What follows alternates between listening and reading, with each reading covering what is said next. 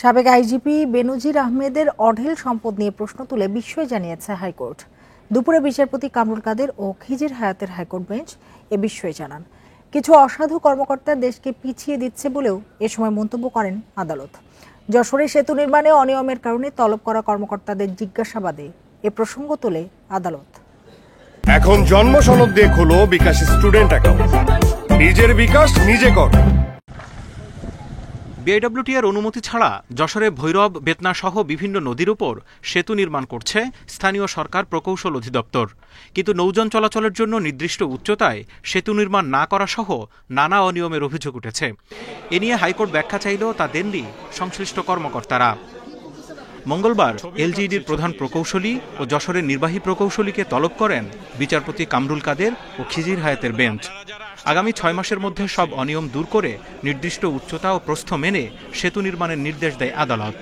এ সময় তাদেরকে সতর্ক করে আদালত বলেন, অসাধু কর্মকর্তারা উদ্দেশ্যমূলকভাবে দেশকে পিছিয়ে দিচ্ছে।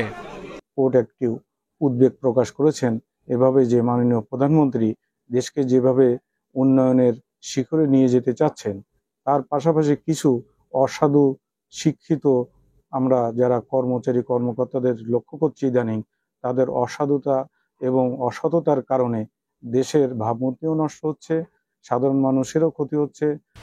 এ সময় সাবেক আইজিপি বেনজির আহমেদের প্রসঙ্গ তুলে আদালত জানতে চান, একজন সরকারি কর্মকর্তার এত সম্পদ অর্জন কিভাবে সম্ভব।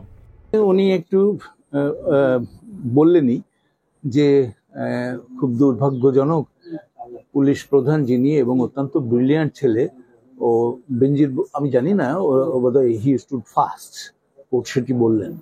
তো এরকম মেধা সম্পন্ন ছেলে যখন এইভাবে সম্পদের পাহাড় গড়তে থাকে, তখন দেশ কিভাবে টিকবে?